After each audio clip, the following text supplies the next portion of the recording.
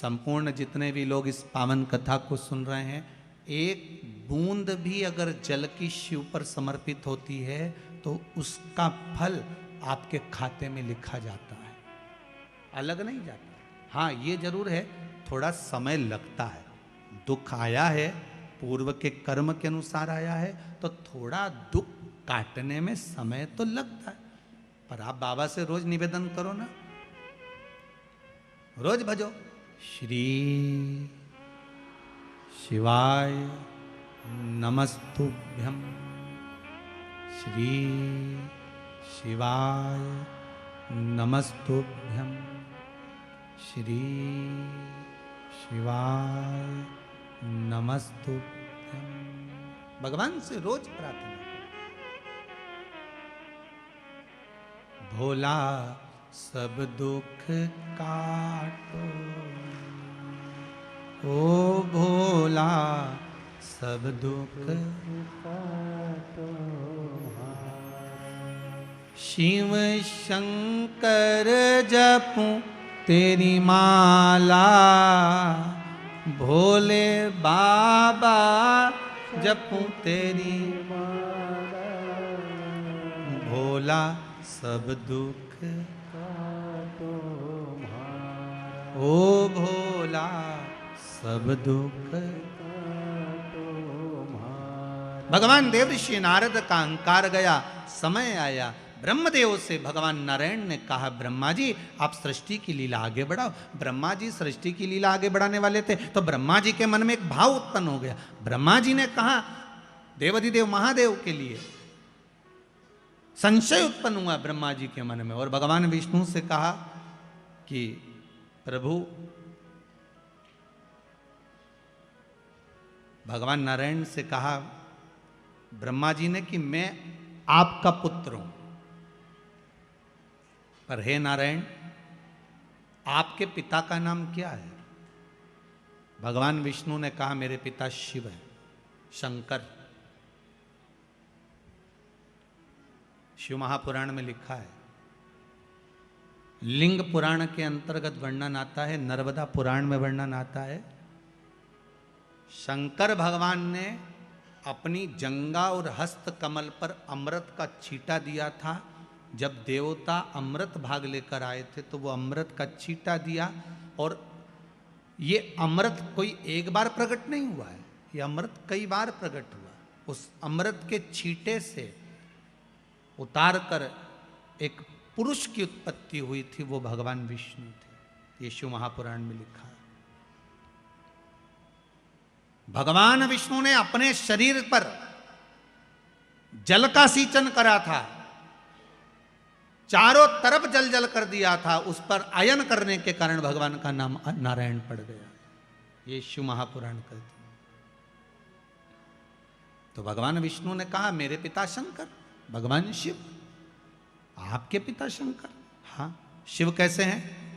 भगवान विष्णु ने कहा ये सामने पर्वत है, अपन इसको घुमाते हैं, प्रकट करते हैं शंकर भगवान को। दोनों ने मिलकर जो पर्वत को घुमाना प्रारंभ करा, उसमें से एक लिंगायत आकृति प्रकट हो गई। जैसे ही लिंगायत आकृति प्रकट हुई, भगवान शंकर के सामने, जैसे ही भगवान विष्णु के सामने लिंग प्रकट हुआ, लिंग प्रकट होते से ही भगवान शंकर ने कह दिया, नारायण मैं सामने प्रकट हो गया हूं, मांगो तुम्हें क्या चाहिए। भगवान विष्णु कहते हैं मैंने मांगने के लिए आपको प्रकट नहीं करा, मैंने तो केवल आपको नमन करने के लिए ब्रह्मा जी को आपका स्वरूप दिखाना था कि मेरा पिता कैसा है, उसको बताना था, इसलिए प्रकट किया। अच्छा, हाँ।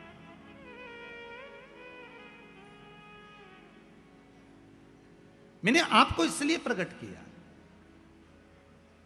भगवान ब्रह्मा जी के मन में भाव उत्पन्न नहीं हुआ। भगवान ब्रह्मदेव ने कहा अगर ये शंकर भगवान का जो शिवलिंग है, भगवान का जो स्वरूप है, इनके चरण कहाँ है, इनका सिर कहाँ है? जिस शिवलिंग पर आप पानी चढ़ाते हो उसका चरण कहाँ पर है? ढूंढा कभी आपने? जिस शिवलिंग पर आप जल चढ़ाते हो उसका सिर कहां पर है? ढूंढा कभी आपने?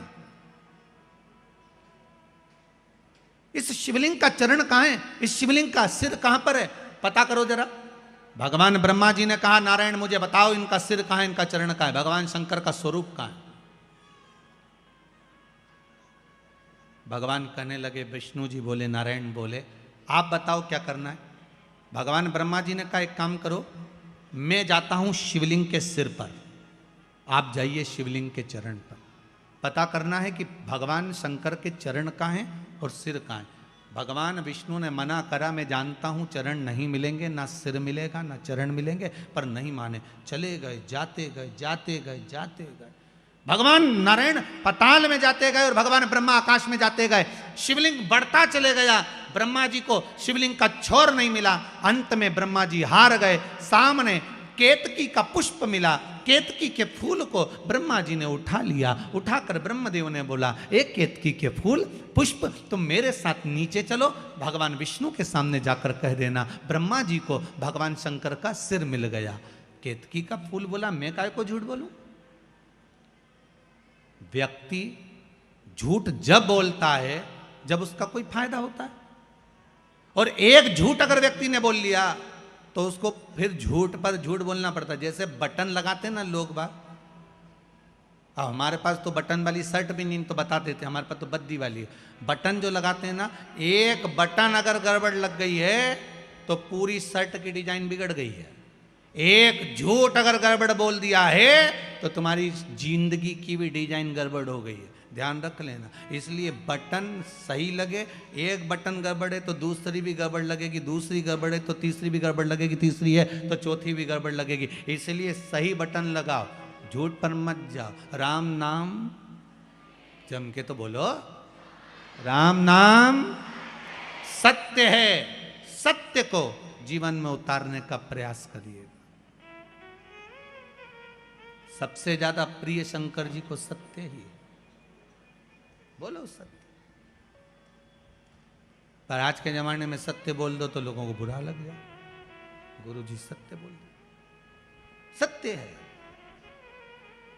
केतकी के फूल ने कहा मेरा भला क्या होगा अगर मैं झूठ बोलूंगा तो। भगवान ब्रह्मा जी ने कहा सारे देवताओं पर तुझे चढ़वाऊंगा, सुगंधित बनाकर रखूंगा, चल। केतकी मान गई। आगे चले तो सामने से गौ माता निकल कर जा रही थी। गाय को देखा, ब्रह्मा जी ने कहा गौ माता रुको तो, इधर आओ। गौ माता आई। ब्रह्मा क्या बात है? गौ माता जी ने कहा, ब्रह्मा जी बोले तुम हमारे साथ चलकर नीचे एक बार भगवान विष्णु के सामने कह दो कि ब्रह्मा जी को सिर मिल गया, शिवलिंग का सिर मिल गया ब्रह्मा जी को, आप चलकर कह दो। गौ माता ने कहा मेरा फायदा क्या है? ब्रह्मा जी बोले घर में सबसे पहली रोटी बनेगी तो तुम्हारे को ही दी जाएगी। व्यक्ति का फायदा होता है तब वो झूठ बोलता है। गौ माता ने झूठ कह दिया, ठीक है चलो। ब्रह्मा जी नीचे आए। भगवान विष्णु ने पूछा ब्रह्मदेव आपको भगवान शंकर का सिर मिल गया? ब्रह्मा जी बोले नारायण पहले आप बताओ कि आपको भगवान के चरण मिल गए? भगवान विष्णु ने पहला ही शब्द सत्य का बोल दिया कि मुझे शंकर भगवान के चरण नहीं मिले। अब एक बार सत्य बोल दिया तो फिर झूठ बोलने की बात ही नहीं। जिस दिन शंकर भगवान ने भगवान ब्रह्मा के सामने, शिवजी के सामने सत्य बोला था, उस दिन से भगवान विष्णु का नाम सत्य नारायण पड़ गया। क्या नाम पड़ा? सत्यनारायण। अब पूछोगे गुरुजी ये कथा कहाँ से ली है कि भगवान विष्णु का नाम सत्यनारायण पड़ा? तो स्कंद पुराण में सत्यनारायण जी की कथा को निकालना, उसमें लिखा है भगवान नारायण ने एक बार सत्य कहा था भगवान शंकर जी के सामने कि मुझे चरण नहीं मिला, तो भगवान विष्णु का नाम सत्य नारायण पड़ गया। अब भगवान विष्णु ने कहा ब्रह्मदेव आपको शंकर भगवान का सिर मिल गया? ब्रह्मा जी बोले हाँ मिल गया। ना मानो तो केतकी के फूल से पूछो। जब तुम सत्य बोल रहे हो तो प्रमाण देने की जरूरत क्या? सत्य को प्रमाण चाहिए क्या? नहीं। प्रमाण किसको चाहिए? असत्य को। असत्य को प्रमाण।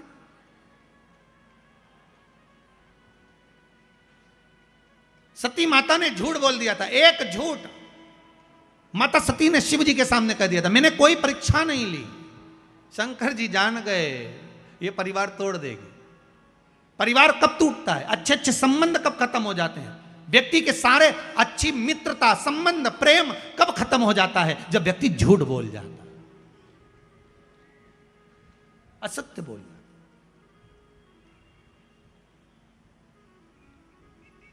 केवल एक झूठ के चक्कर में माता सती ने अपना पूरा परिवार नष्ट कर लिया, शिव के करीब नहीं जा पाई। एक झूठ ने सती माता को शिव से दूर कर दिया,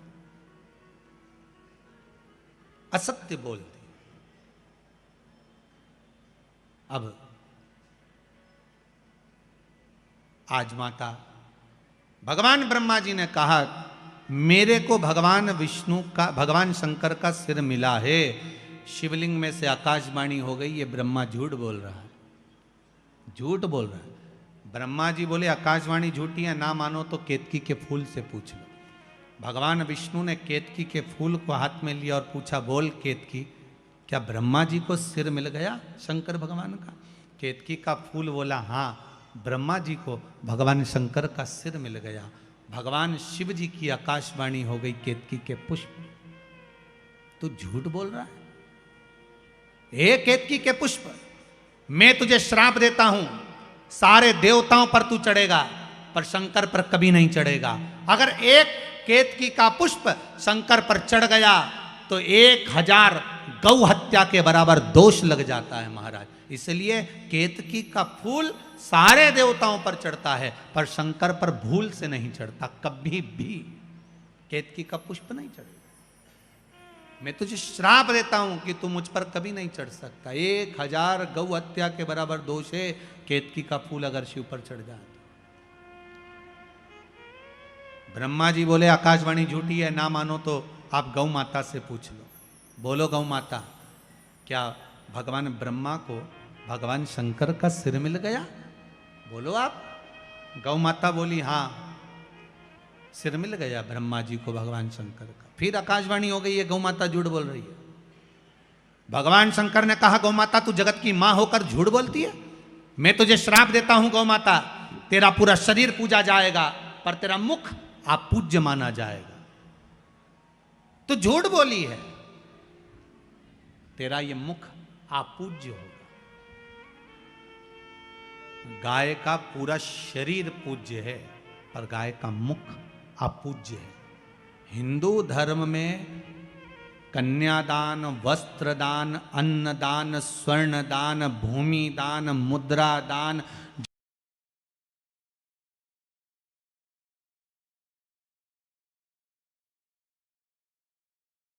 पकड़ कर करना पड़ता है। गाय के आगे से कभी गौदान। मेरी प्रीत ना टूटेगी भोले बाबा से, मेरी प्रीत ना टूटेगी। जो गाय के पीछे से पूंछ पकड़ कर करना पड़ता है। हिंदू धर्म में सारी परिक्रमा आगे से, पीपल की परिक्रमा आगे से, मंदिर की परिक्रमा आगे से, माता पिता की परिक्रमा आगे से, गुरुजन की परिक्रमा आगे से, तीर्थ की परिक्रमा आगे से। पर हिंदू धर्म में एक परिक्रमा ऐसी है जो पीछे से चालू होकर पीछे विराम होती है, वो गौ माता की परिक्रमा है। गाय की पूंछ से चालू होकर पूंछ पर विराम होती है, क्योंकि इसने झूठ बोल दिया। और केवल एक बार झूठ नहीं बोला है गौ माता ने, 2 बार बोला। राम जी जब बन गए, फाल्गु नदी के तट पर भी गौ माता ने झूठ बोल दिया। सीता जी का श्राप लग गया, तुम झूठ बोलिए। इसीलिए हमारे हिंदू धर्म में ऐसा नियम है, गौ माता के लिए अलग से पात्र रखा जाता है। पहले अगर आप लोग राजस्थान साइड में कभी गए होंगे, मारवाड़ में कभी गए होंगे, तो आप लोगों ने ध्यान दिया होगा, घर के बाहर पत्थर का इतना बड़ा कुंडा रखा रहता था। उस कुंडे में भोजन ले जाके डालते थे, गाय उसे खाती थी। घर के पात्र को झूठा नहीं करने देते थे, घर के पात्र को झूठा नहीं करने देते थे, क्योंकि वो पात्र अगर गौ माता झूठा कर देती थी, फिर उसमें गंगा जल भर कर रखो, 7 बार अग्नि में तपाओ, फिर 3 बार गंगा जल भर कर रखो, तब वो पात्र घर में कार्य लेते थे, पर भगवान की सेवा में नहीं जाता था, क्योंकि झूठ बोली है, झूठ बोला है।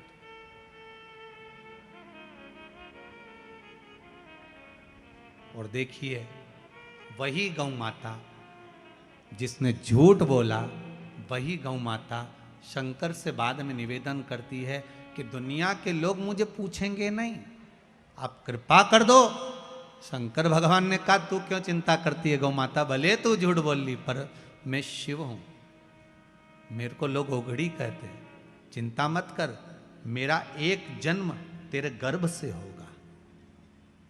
गौ माता, तेरे गर्भ से जन्म लूंगा, तू क्यों चिंता करती है। और आप सबने कथा सुनी होगी, गाय, गौ माता जब अपने पुत्र मनोरथ को दूध पिला रही थी, गाय जब अपने बेटे मनोरथ को दूध पिला रही थी, तो कामधेनु गाय जब दूध पिला रही अपने पुत्र मनोरथ को, तो वो दूध का फेन उड़ गया था, उड़कर वो शंकर भगवान के ऊपर चले गया था। शिव जी के ऊपर जैसे ही गाय के दूध का फेन गया, झूठा फेन चले गया, जाते से ही शंकर भगवान उठकर खड़े हो गए। गौ माता को लगा कि भोलेनाथ मेरे पुत्र को मार देंगे। शंकर जी ने इशारा करा, गौ माता ने मुख को खोला और तेज श्वास ली। श्वास लेते से ही शंकर भगवान को गाय निगल गई। शिव जी गौ माता के पेट में जाकर बैठ गए। 7 रात्रि तक भगवान शंकर गौ माता के पेट में बैठे रहे। अब जरा ध्यान दीजिएगा, जिस गौ माता के पेट में शिव बैठे हैं, उस गौ माता के पेट में आप लोग जो भोजन पॉलीथीन में डालकर बाहर पटक देते हो, गाय वो खा जाती है, और वो पॉलीथीन गाय के पेट में जाती है, वो कैंसर बना देती है। जरा विचार करिए, गौ माता को कितना कष्ट होता होगा, कितना दुख। 7 रात्रि तक भोलेनाथ माता गौ माता के उदर में बैठे रहे, पेट में बैठे रहे। जब गाय के पेट में मेरा भोलेनाथ बैठा रहा, हाहाकार मच गया। शिव कहाँ गए ढूंढने के लिए प्रयास करा गया, अथक प्रयास माता पार्वती जी ने करा। तब मालूम पड़ा कि गौ माता निगल गई शिव जी को। तब गौ माता से प्रार्थना करी गई, और गाय से प्रार्थना कर कर गौ माता के उदर से भगवान शंकर को प्रकट करा गया। गौ माता ने कहा, मेरा पुत्र नंदी बनकर आप प्रकट हो, और शिव जी नंदी ध्वज बनकर प्रकट होते हैं, स्वयं नंदीश्वर बनकर। कोई साधारण है? गौ माता पूज्य बना दिया वापिस मेरे शिव, वापिस पूज्य बना दिया।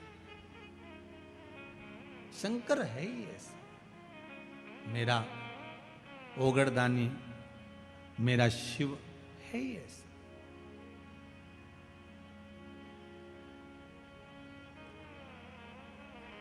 बेलपत्री में ये जो 3 पत्तियां होती हैं, कभी कभी 5 पत्ती की भी बेलपत्र होती है, कभी कभी 6 पत्ती की भी होती है, 4 पत्ती की भी होती है।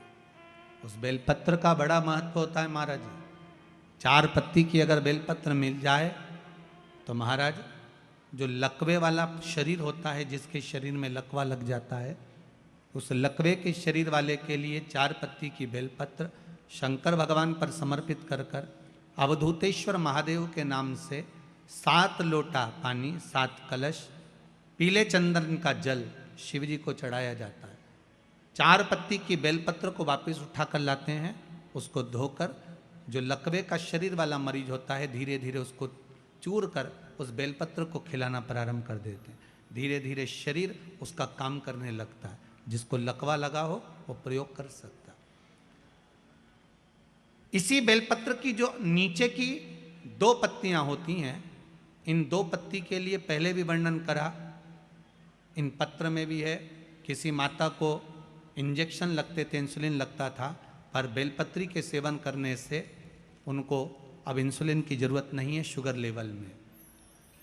बेलपत्री की जो पत्ती होती है, नीचे की दोनों पत्तियां, इस पर केसर से आप चंदन का तिलक, केसर का तिलक लगा लें। और भगवान शंकर का जो शिव जी के 13 बच्चे हैं, शंकर जी के कितने बच्चे हैं? 13। उन 13 बच्चों में शंकर जी की 5 लड़कियों का नाम ले। जया, जम के बोलिए, जया, विषहरा, श्यामली बारी, दौतली और देव। ये शंकर जी की 5 लड़कियां। इन 5 लड़कियों का नाम लेकर एक एक बेलपत्र को शिव जी पर समर्पित करना प्रारंभ कर दें। 5 या 7 बेलपत्र ले लें, उसको समर्पित कर दें, उसको लेकर आए। जब बेलपत्र शुगर वाला व्यक्ति या बीपी वाला व्यक्ति या थायराइड वाला व्यक्ति खाए, तो एक एक बेलपत्र सबसे पहले नीचे की पत्ती को तोड़ ले, जो नीचे की 2 पत्तियां, इसको तोड़कर खाना प्रारंभ करे। फिर आखिरी में ऊपर की पत्ती को खाए। 3 दिन लगातार कर कर देखिए, शुगर लेवल में आ जाएगी। अभी तो कथा चल रही है, आज तो दूसरा ही दिन हुआ है, खाकर तो देखो, 4 दिन तो हम भी यहीं हैं, तो शुगर लेवल में आपको मिलेगी। शिव का स्मरण करिए। पर शंकर भगवान की 5 लड़कियों के नाम मत भूलना। पहली, जम के बोलो जरा, जया। दूसरी, विषहरा। तीसरी, श्यामली बारी, चौथी दौतली और पांचवी देव। ये शंकर भगवान की 5 लड़कियां हैं जो औषधि का काम करती हैं। शिव जी की ये 5 लड़कियां औषधि प्रदान करती, साधारण नहीं है।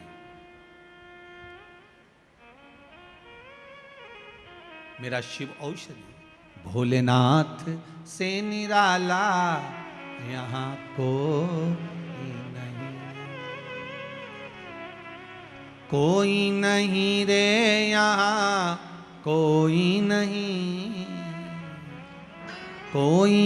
नहीं रे, यहाँ कोई नहीं, भोलेनाथ से निराला यहाँ कोई नहीं, भोलेनाथ से निराला यहाँ कोई नहीं, शंभो नाथ से निराला यहाँ कोई नहीं, शंभो नाथ से निराला यहाँ कोई नहीं, कोई नहीं रे यहाँ कोई नहीं, कोई नहीं रे यहाँ कोई नहीं, कोई नहीं रे यहाँ कोई नहीं, कोई नहीं रे यहाँ कोई नहीं, भोले बाबा से निराला यहाँ कोई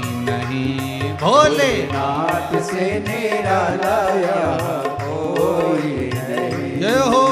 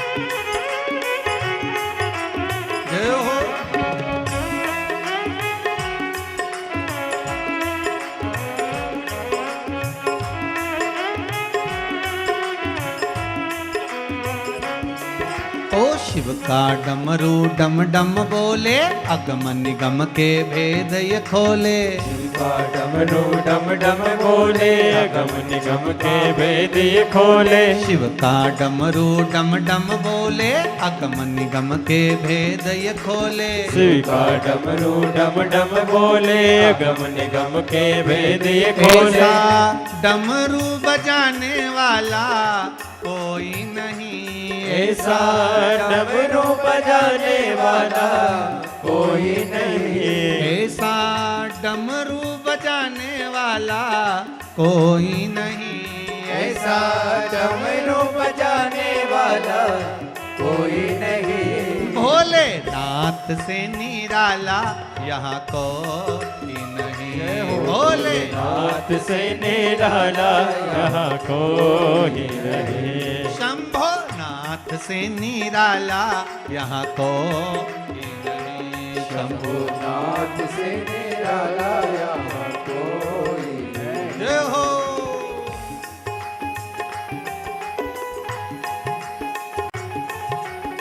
जय हो। जितने बाहर वाले गेट के पास खड़े हैं वो भी दोनों हाथों से ताली बजाते हुए जय हो।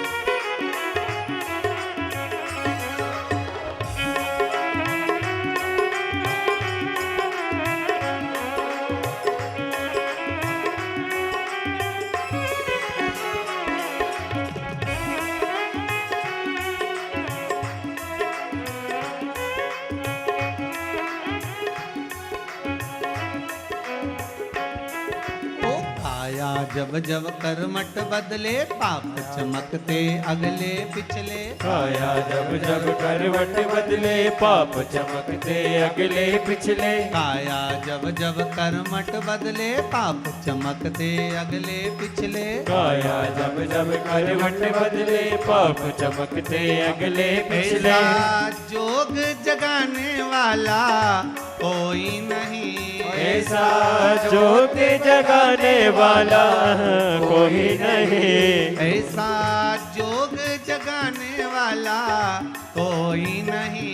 ऐसा जोग जगाने वाला कोई नहीं। भोलेनाथ से निराला जय हो। यहाँ कोई नहीं। भोलेनाथ से निराला यहाँ कोई नहीं। शंभुनाथ से निराला यहाँ कोई नहीं। शंभुनाथ से निराला यहाँ कोई नहीं। ओ कोई नहीं रे यहाँ कोई नहीं। ओ कोई नहीं रे यहाँ कोई नहीं। ओ कोई नहीं रे यहाँ कोई नहीं। कोई नहीं रे यहाँ कोई नहीं। भोलेनाथ से निराला हो। यहाँ कोई नहीं। भोलेनाथ से निराला यहाँ कोई नहीं। भोले बाबा से निराला यहाँ कोई नहीं। भोलेनाथ से निराला यहाँ कोई नहीं। भोलेनाथ से निराला यहाँ कोई नहीं। भोलेनाथ से निराला यहाँ कोई नहीं। शंभुनाथ से निराला यहाँ कोई नहीं। शंभुनाथ से निराला यहाँ कोई नहीं। हर हर महा। भगवान शिव की कथा कह रही है। शिव ओघड़ दानी त्रिकालदर्शी कैलाशी अविनाशी शिव।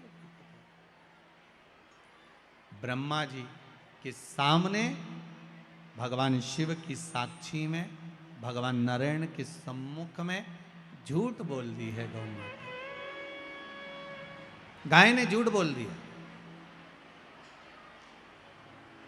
अब आकाशवाणी कर रही है, ये गाय माता झूठ बोल रही है, ये झूठ कर रही है। ब्रह्मा जी बोले ये आकाशवाणी झूठी है, ये आकाशवाणी जो हुई है ये झूठी है। क्रोध आ गया। महाराज शिव महापुराण की कथा कर रही है।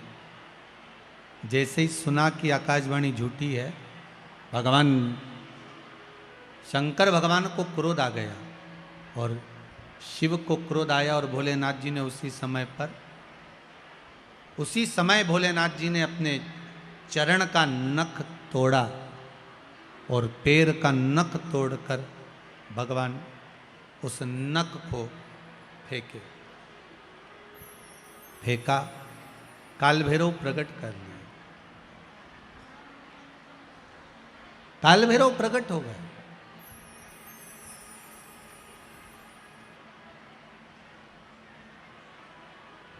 जब काल भैरव प्रकट हुए, भगवान शिव जी ने आदेश दिया कि जाओ, जाकर जिस मुख से ब्रह्मा जी झूठ बोल रहे हैं, जिस मुख से ब्रह्मा झूठ बोल रहे हैं, ब्रह्मा जी का उस सिर काट दीजिए। फिर ध्यान देना, शंकर भगवान को प्रसन्न करने का सबसे सुंदर तरीका है एक लोटा जल। पर एक लोटा जल ना हो तो बेलपत्र, बेलपत्र ना हो तो 3 बार ताली, 3 बार ताली ना हो तो बम बम भोले, और ये भी ना हो तो अपने जीवन में दिन भर में कम से कम 1 बार सत्य बोलो। दिन भर में 1 बार कितना बोलना है? 1 बार बोल लो, बहुत है।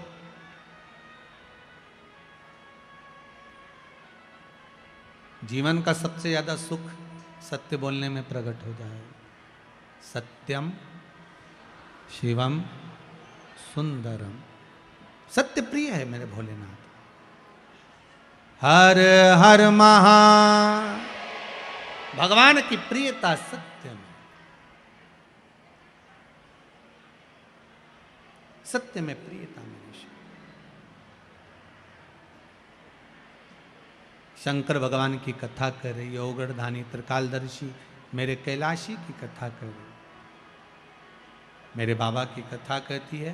भगवान शिव काल भैरव को प्रकट करे। काल भैरव ने ब्रह्मा जी का सिर काट दिया, सिर लुढ़कता गया, लुढ़कता गया, लुढ़कता गया, तो भी वो मस्तक झूठ बोलता रहा। मस्तक अभी भी झूठ बोल रहा है कि आकाशवाणी झूठी है। अब सिर कट गया, सिर कटने के बाद भी सिर लुढ़कता लुढ़कता झूठ बोलता गया। ब्रह्मा जी के रक्त, जो सिर कटने पर जो रक्त निकला, वो रक्त से एक नदी प्रकट हो गई जिसका नाम है कर्मनाशा। कौन सी नदी है? जरा जम के बोलिए। कर्मनाशा नदी प्रकट हो गई। भगवान शिव ने कहा ये कर्मनाशा नदी ब्रह्मा जी के सिर कटने पर प्रकट हुई है। ये कर्मनाशा नदी भारत की भूमि पर एक ऐसी नदी है जिस नदी पर कुत्ता भी पानी नहीं पीता। भारत की भूमि पर केवल एक नदी ऐसी है जिस पर पक्षी भी अपनी चोंच उस नदी के पानी को नहीं लगाते, वो कर्मनाशा।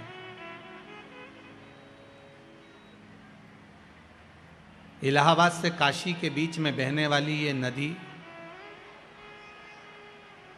वैसे तो 14 किलोमीटर की है, पर आजकल अगर लोग नेट पर सर्च करते हैं तो वो 20 किलोमीटर की दिखती है। अब हो सकता है उसका विस्तार हुआ हो, पर शिव महापुराण में, लिंग पुराण में वो 14 किलोमीटर है।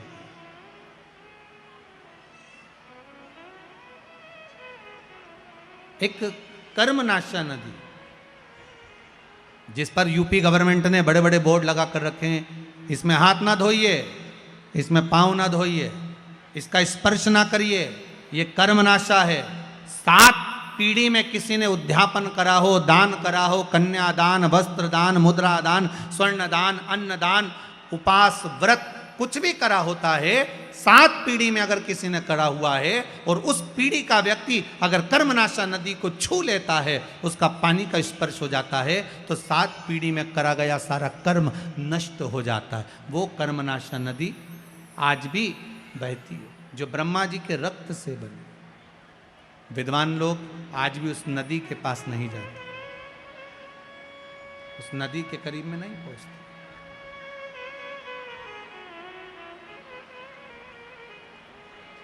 नदी के करीब में नहीं जाते। महाराज शंभो शरणे पड़ी। एक निवेदन अगर आप लोग स्वीकार करें तो, सभी लोग अगर स्वीकार करें तो बैठे बैठे ही थोड़ा थोड़ा सा खसक जाइए। बाहर पानी आ रहा है, इसलिए आप थोड़ा थोड़ा सा बैठे बैठे खसको, खड़े मत होइए, बैठे रहिए बस। उसको थोड़ा सा आप स्वीकार करिए जिससे आप लोग आराम से बैठे रहें। बैठे बैठे खसक जाओ। आप शंकर के भगत हो, शिव आपके हृदय में बैठा हुआ है, बस आप उसको स्वीकार करते हुए कुछ देर की और बात है, सबको विराजमान कर लीजिए। हर हर महा शंभो शरणे पड़ी, मांगू घड़ी रे घड़ी दुख काटो, दया करी ने दर्शन आपो, दया करी ने दर्शन आपो। भगवान ओगड़दानी त्रिकालदर्शी कैलाशी। हर हर महा, हर हर महादेव। भगवान शंकर ओगड़दानी त्रिकालदर्शी मेरे शिव ने कृपा करी और काल भैरव प्रकट होकर ब्रह्मा जी का सिर काट दिए। ब्रह्मा जी का मस्तक कटा। भगवान ब्रह्मदेव ने क्षमा याचना करी। क्षमा याचना करी तब भगवान विष्णु ने कहा, क्या चाहते हो ब्रह्मदेव? ब्रह्मा जी बोले, प्रभु बस इतनी कृपा कर दो महाराज, एक करुणा थोड़ी सी कर दीजिए। जो मेरा सिर कटा है, वो कटा हुआ सिर संसार में इसको लोग बुरा ना कहें, इससे नफरत ना करें, ऐसी कृपा कर दो। भगवान ने कहा, क्या करना चाहिए? भगवान विष्णु बोले, प्रभु आप तो सामर्थ्यवान हैं, आप सब कुछ कर सकते हैं। भगवान उसी समय पर ब्रह्मा जी के कटे हुए सिर को वट वृक्ष बना देते हैं। काय का वृक्ष बनाया है? वट वृक्ष। भगवान शंकर ने कहा, सुनो ब्रह्मा जी, ए ब्रह्मदेव, तुम्हारा जो सिर कटा है ये वट वृक्ष के नाम से पूजा जाएगा। इस बड़ के पेड़ के नीचे लोग पिंडदान करेंगे, तर्पण करेंगे, भजन करेंगे, स्मरण करेंगे और मेरी भक्ति को धारण करेंगे। शिव जी स्वयं उस बट के पेड़ के नीचे विराजमान हुए। शंकर जी का एक नाम हो गया बटकेश्वर महादेव। क्या नाम पड़ा है? बटकेश्वर महादेव। महाराज, जिसका कर्जा ज्यादा बढ़ जाता है, आवक रुक जाती है, कोई कर्जा ज्यादा हो गया, पैसे नहीं आ रहे, अदालत में कोई केस चल रहा है, निपट नहीं रहा, तो उसके लिए बटकेश्वर महादेव का पूजन किया जाता है। लिंग पुराण में लिखा है कि बटकेश्वर पूजन जो होता है वो भगवान बड़ के पेड़ के नीचे शिवलिंग का निर्माण कर कर, या बड़ के पेड़ के नीचे कोई शंकर भगवान का शिवलिंग हो, वहाँ पर इस पूजन को किया जाता है। जिस व्यक्ति पर कर्जा ज़्यादा हो जाए, या अदालत में या कहीं कोर्ट केस हुआ हो या तकलीफ आ रही हो, तो बटकेश्वर महादेव का पूजन मान्य है। छोटे से शिवलिंग का निर्माण बट वृक्ष के नीचे करना। और पहले भी आप लोगों को कहा है, ज्यादा बड़ी मूर्ति घर के अंदर ना हो। प्रयास करिएगा अंगुष्ठ आकृति के बराबर की मूर्ति हमारे घर के अंतर्गत हो। और अगर बड़ी मूर्ति भी आपके घर में है तो इसका मतलब ये नहीं कि आप उसको निकाल दें, उसको भी पूजन में रखो, वो अपनी पुरातन है, उसका भी स्मरण करिए। पर प्रयास करो कि बाजार से कोई नए देवता की मूर्ति ज़्यादा एकत्रित नहीं करना। आज के ज़माने में बड़ी बड़ी परेशानी है। जिस तीर्थ में जाते हो वहाँ से मूर्ति लेकर आ जाते हो। बद्रीनाथ जी घूमने गए तो बद्रीनाथ जी को लिया, द्वारका जी गए तो बोलते जाओ जरा, द्वारका जी को लिया, जगन्नाथ जी गए जगन्नाथ जी को लिया। इतने सारे देवता घर में रखे हैं। अब भगवान की पूजन हो रही नहीं हो रही, थोड़ी बहुत पूजन हुई, थोड़ी बहुत नहीं हुई। अब छोटी जगह में, अब जैसे आप लोग हो, अगर पास पास में आप लोगों को बिठा दिया जाए तो परेशानी होती कि नहीं होती? जम के तो बोलो जरा, होती है ना। अब तुम्हारा इतना बड़ा तो मंदिर घर के अंदर, कितना बड़ा मंदिर, छोटा सा तुम्हारे घर में मंदिर, इतने बड़े मंदिर में वहीं शंकर जी बैठे, वहीं राम जी बैठे, वहीं कन्हैया जी बैठे, वहीं लड्डू गोपाल, वहीं पर लक्ष्मी जी, वहीं पर दो गणेश जी, वहीं पर सारे देवी देवता। बद्रीनाथ गई तो उनको भी लाया, जगन्नाथ गई उनको भी लाई, रामेश्वर गई उनको भी लाई, सारे देवता वहीं इकट्ठे। और सुबह से उठ कर गई, इतनी सी शक्कर ले गई।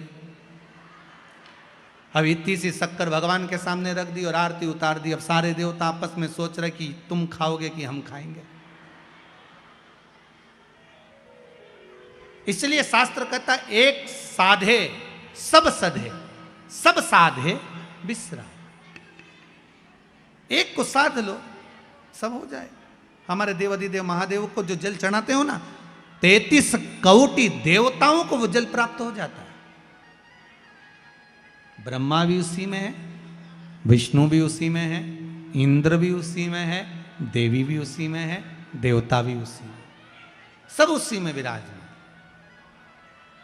कहीं हमें भटकना नहीं है उसको ढूंढने के लिए, सब उसी के भीतर विराजमान। एक बेलपत्री का पत्ता, मात्र एक बेलपत्री का पत्ता, जिसके भीतर ब्रह्मा भी है, विष्णु भी हैं, शिव भी हैं। और इस बेलपत्री के बीच वाली पत्ती से लेकर जहां 2 पत्तियां रहती हैं, उस पत्ती के बीच में जो गैप होता है डंडी का, इसमें 64 योगनियां भी हैं। 64 योगनियां देवियां भी इसके अंतर्गत विराजमान है। और उस डंडी के नीचे जहां 2 पत्ती है, इस 2 पत्ती के नीचे की जो लंबी डंडी रह जाती है, इसमें 33 कोटि देवताओं का भाग है। उस डंडी के नीचे जो छोटा सा एक मोटा सा भाग रह जाता है, कई बार आप लोगों ने बेलपत्री को तोड़ा होगा तो नीचे एक मोटा सा भाग रह जाता है, महाराज उसके अंतर्गत सारे तीर्थों का भाव जागृत रहता है। उस बेलपत्री को केवल साधारण ना समझे, शिव को अगर समर्पित कर रहे हैं तो वो संपूर्ण उसी के अंतर्गत संपूर्ण।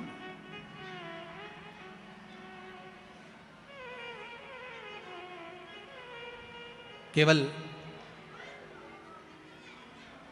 आप लोगों ने बेलपत्र अगर कभी शिव जी पे चढ़ी हुई, हम तो कई बार निवेदन करते हैं कि आप उसका सेवन हफ्ते में एक बार, जिसको भी शुगर हो, बीपी हो, थायराइड हो, हफ्ते में एक बार शंकर जी पे चढ़ी हुई बेलपत्र अवधूतेश्वर महादेव के नाम से, कौन से महादेव? अवधूतेश्वर महादेव के नाम से खाना प्रारंभ कर देना चाहिए हफ्ते में एक बार। और जिसके भी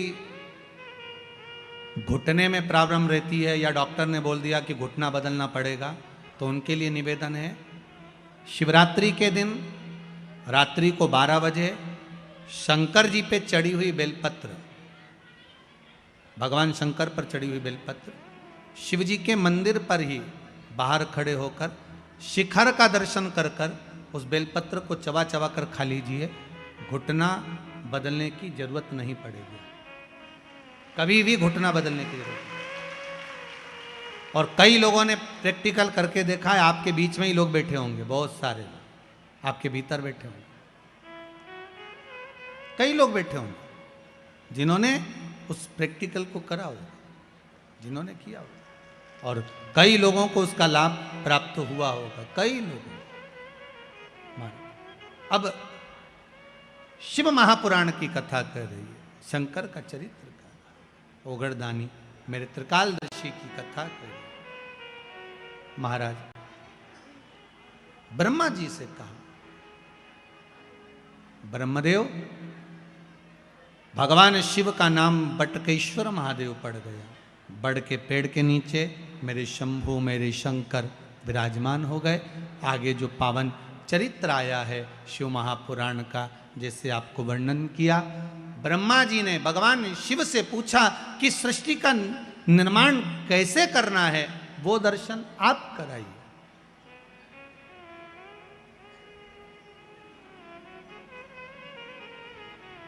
इस सृष्टि खंड को बढ़ाना कैसे है, उसका वर्णन आप करें। महाराज शिव कथा कहती है, ब्रह्मा जी के लिए भगवान स्वयं वर्णन कर कर जाते हैं कि आप एक काम करिएगा, आधा पुरुष आधे स्त्री का निर्माण करिएगा। पुरुष और स्त्री का निर्माण करना था, ब्रह्मा जी को भान नहीं हो पाया, उन्होंने पुरुष और स्त्री को मिलाकर निर्माण कर दिया, जिससे किन्नर उत्पन्न हो गए। अब किन्नर उत्पन्न हुए तो भगवान विष्णु और भगवान शंकर दोनों आ रहे थे, मेरे शिव आ रहे थे। भगवान विष्णु ने देखा कि चारों तरफ किन्नर ही किन्नर हैं, जहां देखो किन्नर नृत्य कर रहे हैं, ताली बजा रहे हैं, स्मरण कर रहे हैं। इतने में तो भगवान विष्णु को हंसी आ गई, बड़ी जम के भगवान नारायण हंस दिए, बहुत ठाका लगाकर। जैसे ही भगवान विष्णु हंसे तो भगवान शंकर ने पूछा, क्या हुआ नारायण, आप हंस क्यों रहे हो? भगवान विष्णु ने कहा, प्रभु आपने ब्रह्मा जी से कहा था कि सृष्टि का निर्माण करो, पर ब्रह्मा जी ने कैसी सृष्टि बनाई, चारों तरफ किन्नरों को उत्पन्न कर दिया।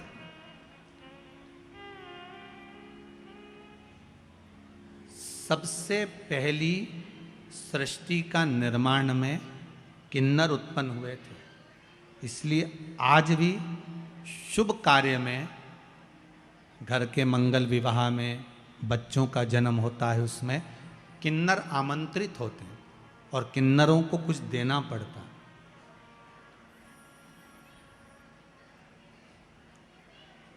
ये भगवान ब्रह्मा की बनाई हुई सृष्टि में से प्रथम सृष्टि में किन्नर थे। भगवान विष्णु हंस दिए, शंकर भगवान को थोड़ा सा क्रोध आ गया कि ब्रह्मा जी ने निर्माण करा और तुम हंस रहे।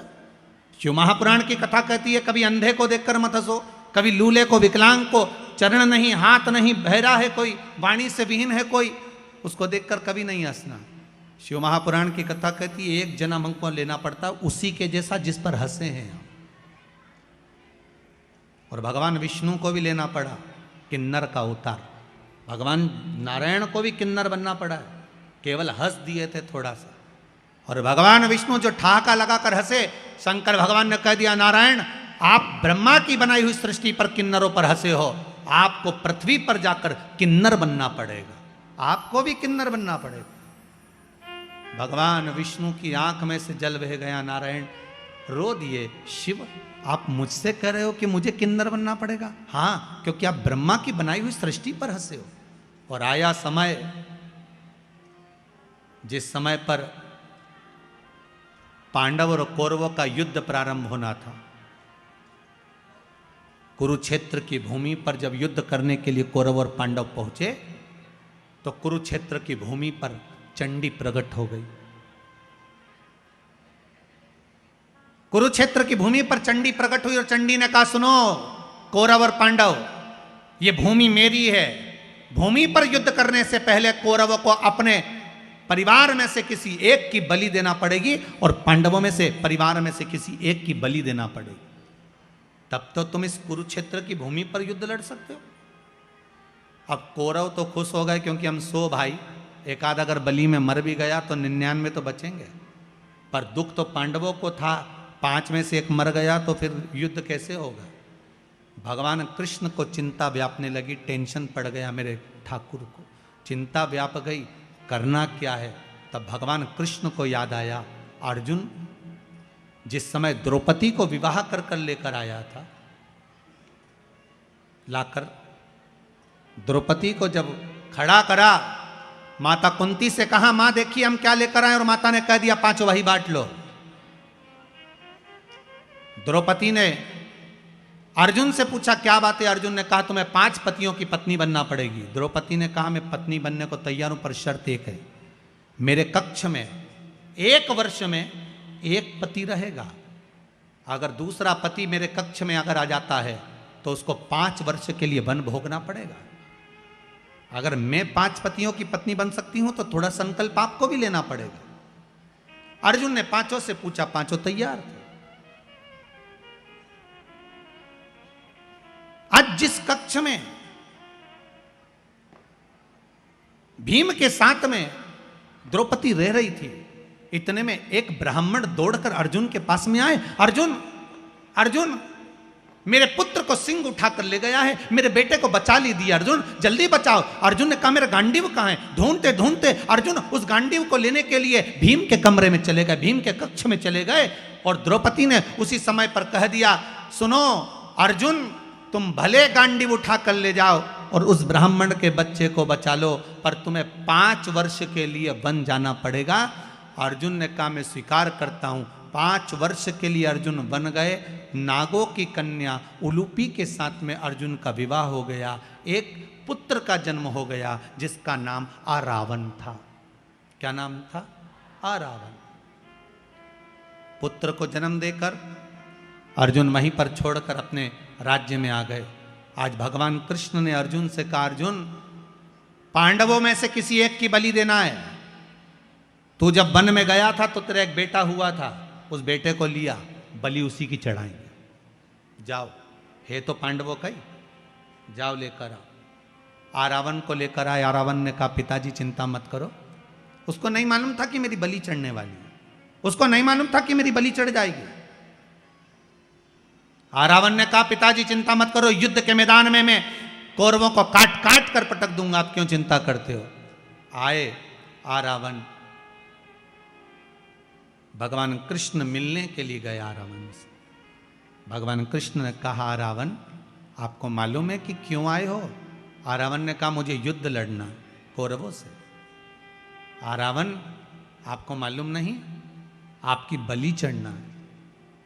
कौरव और पांडवों में से एक एक बलि जाना है चंडी देवी को प्रसन्न करने के लिए। कौरवों में से एक जा रही है तो पांडवों में से भी एक जाना है, इसलिए आपको लेकर गए हैं, आपकी बलि चढ़ना है।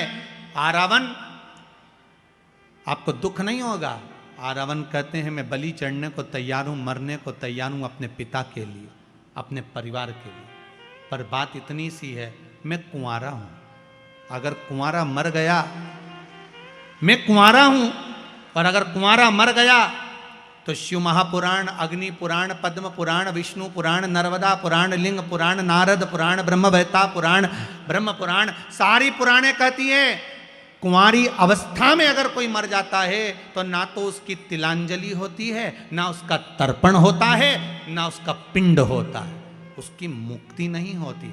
कोई गया जी में जा जाकर कुंवारी अवस्था वालों का कितना भी पिंडदान कर दे तो भी उसका मोक्ष नहीं होता। कोई ब्राह्मण को कितना भी भोजन करा दे तो भी कुंवारी अवस्था वालों का मोक्ष नहीं होता। कोई बद्रीनारायण में जाकर ब्रह्म कपाली कर दे तो भी कुंवारी अवस्था में मरने वालों की मुक्ति नहीं होती। तो फिर कुंवारी अवस्था में अगर मैं मर जाऊंगा तो मुझे मोक्ष कैसे मिलेगा? इसलिए मेरा एक विनती स्वीकार करोगे? भगवान कृष्ण ने पूछा क्या? रावण कहता है मेरी शादी कर दो, इसके बाद मेरी बलि चढ़ा दो। भगवान ने मन में विचार करा कल बलि चढ़ना है, आज ही का दिन बचा है, शादी के लिए लड़की कौन तैयार होगी, फिर भी तैयारी करो। भगवान कृष्ण ने अर्जुन, भीम, नकुल, सहदेव सबसे कहा जाकर ढूंढो कोई लड़की मिल जाए। चारों तरफ ढूंढा पर कोई लड़की नहीं मिली जिससे विवाह करना था। कौन देगा लड़की? जिस पिता को मालूम है कि कल मरने वाला है, बेटी बेधव्य हो जाएगी, कौन देगा? किसी ने बेटी नहीं दी, किसी ने बेटी नहीं। भगवान कृष्ण ने विचार करा, शंकर भगवान ने कहा था कि पृथ्वी पर जाकर तुम्हें किन्नर बनना पड़ेगा। भगवान कृष्ण आधी रात को किन्नर का रूप रख लिए और रावण से शादी कर ली है। किन्नर का रूप, भगवान कृष्ण ने किन्नर का रूप धारण करा, रावण से विवाह करा। इसलिए आज भी किन्नर मांग में सिंदूर भरते हैं, हाथ में चूड़ी पहनते, पांव में बिछुड़ी पहनते, गले में मंगलसूत्र पहनते। कोई पूछे उनसे कि इनका पति कौन है तो किन्नरों का विवाह आधी रात को होता है, जैसे भगवान कृष्ण किन्नर बन के विवाह करे थे रावण से। किन्नरों का विवाह आज भी रावण से होता है, आधी रात को होता है। रात को होने के बाद उस घड़े से विवाह कर कर घड़े को सुबह फोड़ दिया जाता है, क्योंकि भगवान कृष्ण सुबह रात्रि को किन्नर बने और सुबह रावण की बलि चढ़ गई, इसलिए उस घड़े को फोड़ दिया जाता। भगवान कृष्ण को भी किन्नर बनना पड़ा। आप किसी विकलांग पर, आप किसी कमजोर पर, आप किसी बहन पर अगर हंसते हो, एक जन्म आप भी तैयार रखिए कि आपको उसका लेना पड़ेगा। क्यों हंसो? उसको देखकर तो दुख होना चाहिए कि बेचारे की माना दशा है। अब ये तो भगवान ही जानता है कि किस कारण से व्यक्ति को भोगना पड़ रहा है। ये तो वो दातार दयालु ही जानेगा, भगवान ही जानेगा। कुंवारी अवस्था में मर गया तो मुझे नरक भोगना पड़ेगा। कुंवारी इसीलिए शिव महापुराण की कथा कहती है भागवत पितरों को तार सकती है, भागवत पितरों को तार देती है, पर शिव महापुराण की कथा केवल एक कथा ऐसी है जो कि आहूतों को तारती। आहूत मतलब कुंवारी अवस्था में जो मर गए, गर्भ में 6 महीने का, 8 महीने का, 9 महीने का, 10 महीने का कोई बच्चा जन्म लेकर कुंवारी अवस्था में, कोई बड़ा होकर जिसका विवाह नहीं हुआ, अधोगति में कोई मर गया, ये शिव महापुराण कुंवारी अवस्था वालों को तार देती है। कहते हैं कि कथा सुनकर जो व्यक्ति निकल कर जाता है शिव महापुराण की कथा सुनकर, उसके शरीर से एक तरंग निकलती है। रास्ते में, मार्ग में जितने भी कुंवारे मर गए हो, एक्सीडेंट में मर गए हो, या किसी के घर के अंदर गर्भ में 6 महीना, 8 महीना, 9 महीना, 10 महीना का कोई बच्चा शांत हो गया हो, वो नारी भी अगर कोई कथा सुनकर जा रहा हो, उसका मुख देख लेती है तो उसका दोष समाप्त हो जाता है, और जो कुंवारी अवस्था में मर गया उसका मोक्ष हो जाता है। शिव महापुराण की कथा अधोगति वालों को भी तार देती। आज आप लोग इतनी संख्या में आए हो, बाबा विश्वनाथ की कृपा, महाकाल दादा की दया है, शंभू की कृपा है, मेरे शंकर की, वो तारने वाली है, तारना, उसकी कृपा, उसकी दया।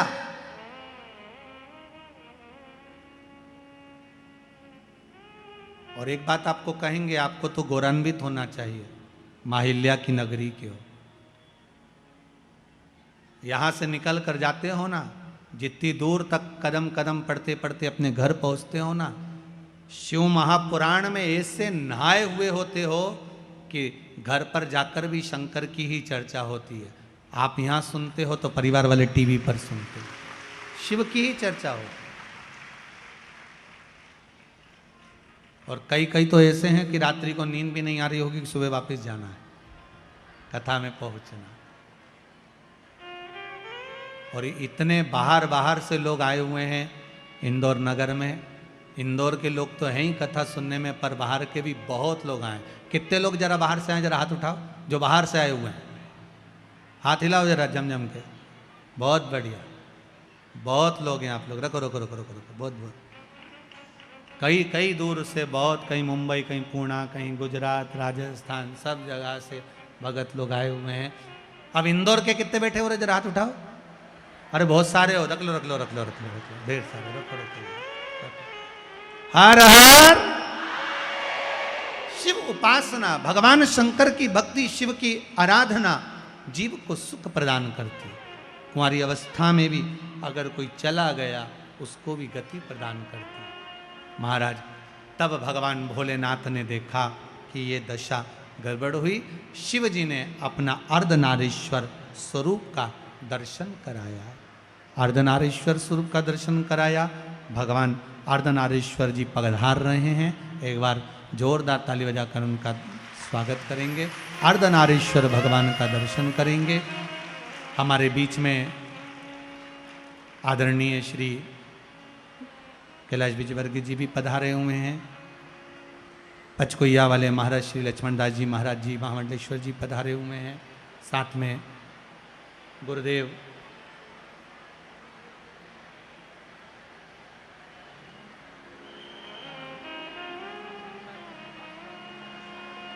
आदरणीय श्री शंकराचार्य जी महाराज श्री पधारे हुए हैं। अपन सब आनंद लें। 2 शब्द आशीष वचन गुरुदेव के मुख से आदरणीय जगत गुरु श्री शंकराचार्य जी के मुखाग्रविंद से श्रवण करेंगे। आशीर्वाद के वचन। आप लोग अपनी जगह पर बैठे रहें।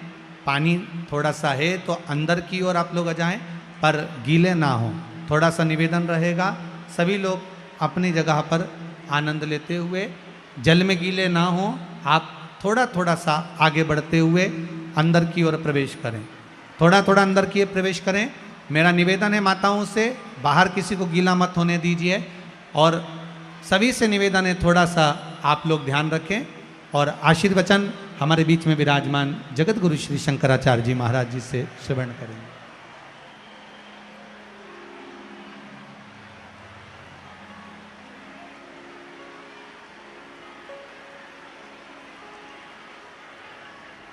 बोल काशी विश्वनाथ भगवान की जय। गुरुदेव का आशीष वचन, उसके बाद में आरती। तब तक हमारे बीच में विराजमान आदरणीय विजयवर्गीय जी, आदरणीय मेंदोला जी यहाँ पर अर्धनारीश्वर भगवान का पूजन करेंगे। और उसी बीच में हम लोग गुरु जी से आशीर्वाद प्राप्त करेंगे।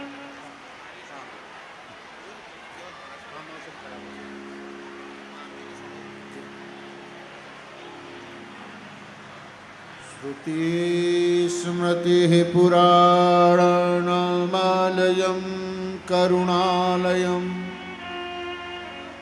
नमामि भगवत्पादं शंकरं लोकशंकरं।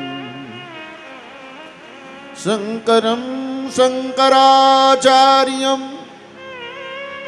केशवं वादरायणं सूत्रभाष्यकृतौ वन्दे भगवन्तौ पुनः पुनः।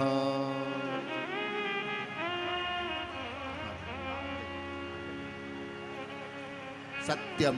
आप सभी लोग अपनी जगह पर भले खड़े हैं, वाद्यम। बाहर पानी आ रहा है, इसका ध्यान रखें। गुरुदेव के मुखाग्रबिंद से थे 5 मिनट का आशीर्वचन लेकर उसके बाद आरती करेंगे। आप लोग परेशान ना हो, पानी में कोई भी गीला ना हो, शांतिपूर्वक आप लोग अपने स्थान पर खड़े रहिए। 5 मिनट का सुंदर आशीर्वचन।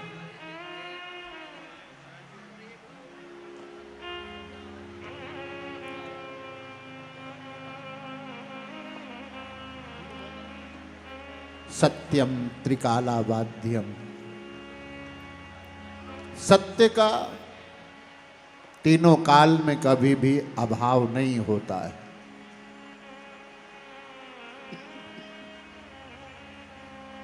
इसलिए सच्चिदानंद स्वरूप, सच्चिदानंद स्वरूपा शिव और शक्ति का अनुपम संयोग आप सब श्रवण कर रहे हैं। जल की बूंदें भी ऐसे शीत में आपको संतृप्त न कर सके।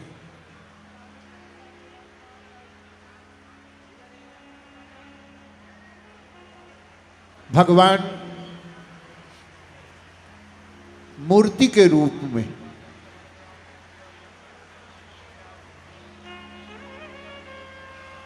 और भगवान अमूर्त के रूप में, लीनमर्थमिति लिंगम, जिससे ये सारी सृष्टि उत्पन्न हुई है और जिसमें ये सारी सृष्टि समाहित है और लीन हो जाती है। इसलिए माता के रूप में जलप्रिया कही गई है। शिव में शक्ति का संयोग जलप्रिया के रूप में है। इसलिए जलप्रिया, जिसको जलाधारी बोलते हैं, वो जलाधारी जलप्रिया है। इसलिए जहाँ शिव विराजमान हो और वहाँ जल वृष्टि होने लग जाए तो ये भी एक शिव और शक्ति का संयोग है। आप सबके लिए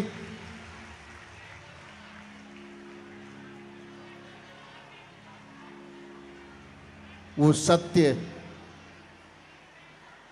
सनातन के रूप में आगे आपकी साधना को बढ़ाने वाला हो।